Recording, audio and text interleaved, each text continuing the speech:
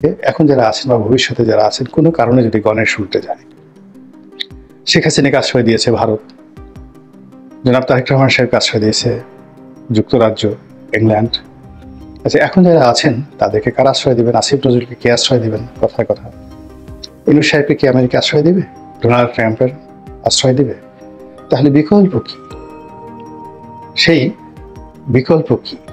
এটা কোনো বিকল্প নেই। মানে আপনি যখনই রাজনীতির একটা অঙ্গনে ঢুকে পড়বেন, প্রথমত আপনাকে ধরে নিতে হবে যেটা ওয়ান ওয়ে ট্রাফিক। এখানে যেহেতু আপনি একবার ঢুকেছেন, এখান থেকে আর আপনি ফেরত যেতে পারবেন না।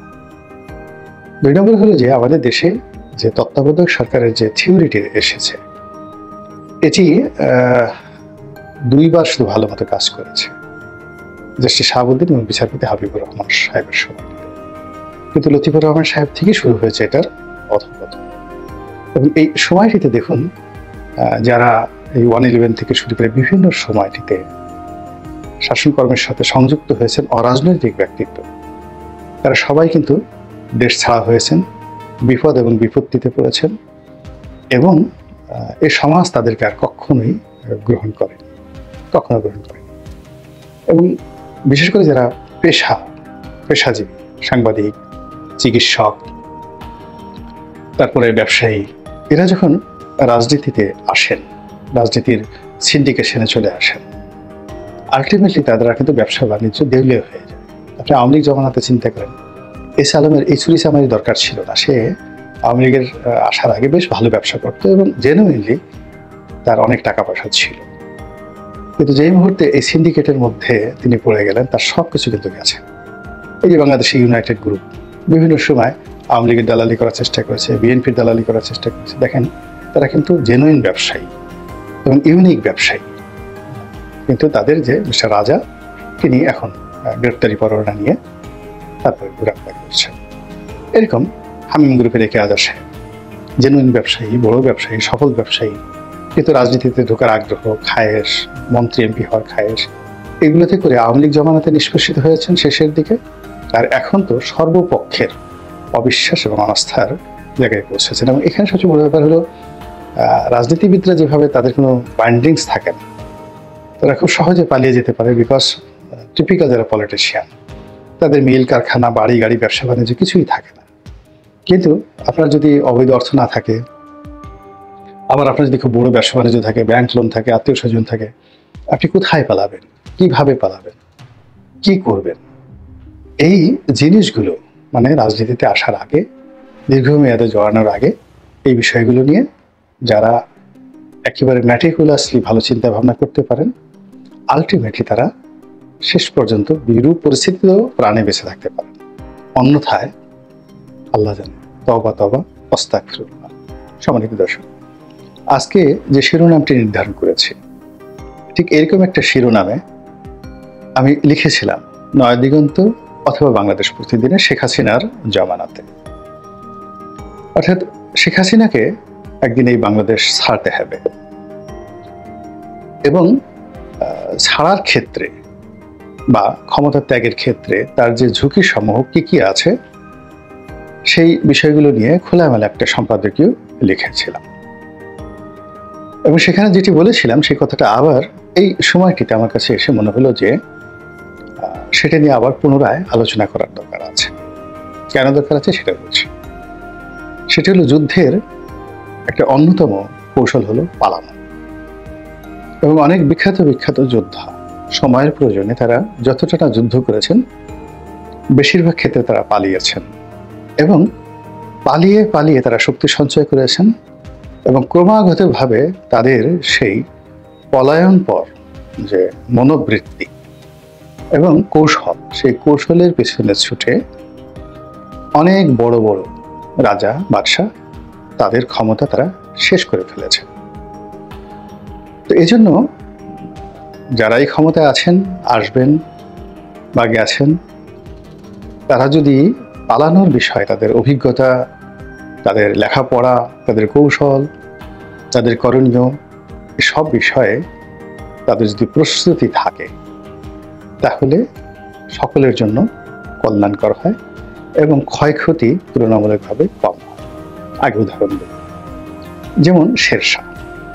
শেরশাহের সঙ্গে যুদ্ধ হলো মুঘল সম্রাট হুমায়ুন, বহুদিন ধরে সে যুদ্ধ।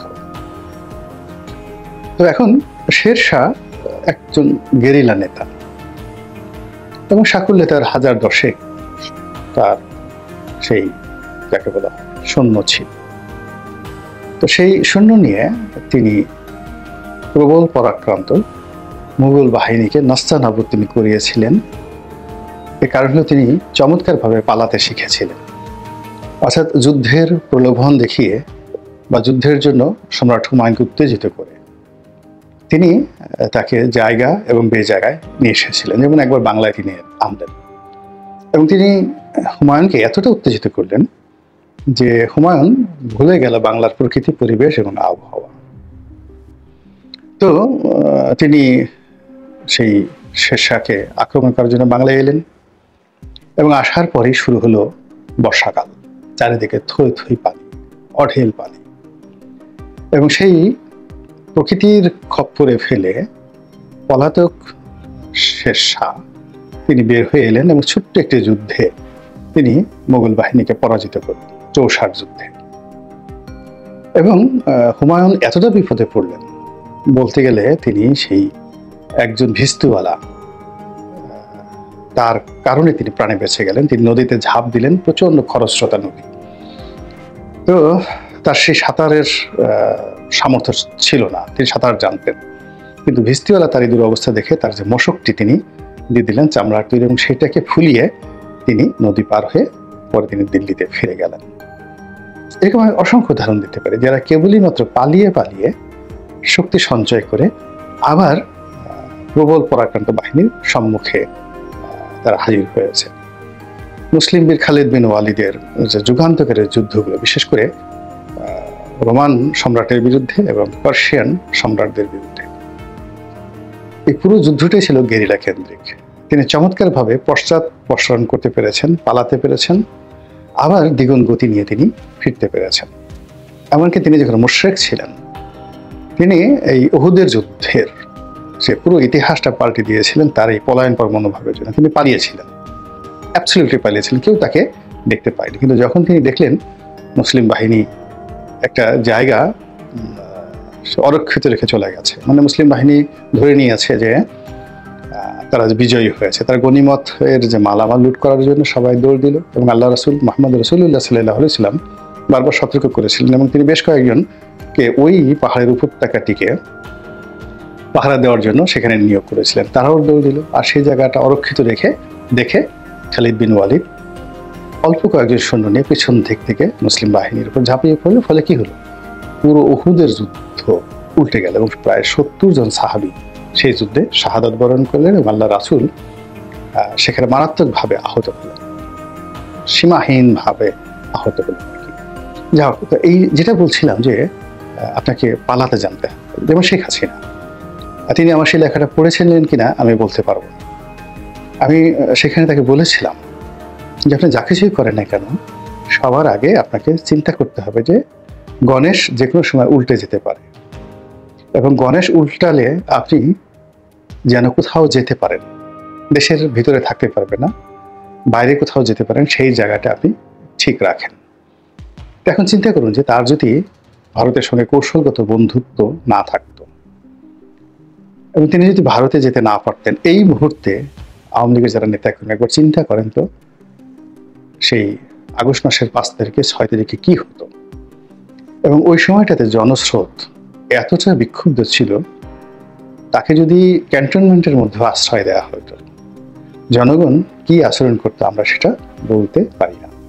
তো কাজী তিনি যা কিছুই করেছেন সবসময়টিতেই তিনি কিন্তু পালানোর জন্য সবসময় একটা বিকল্প পথ তিনি খোলা রেখেছেন।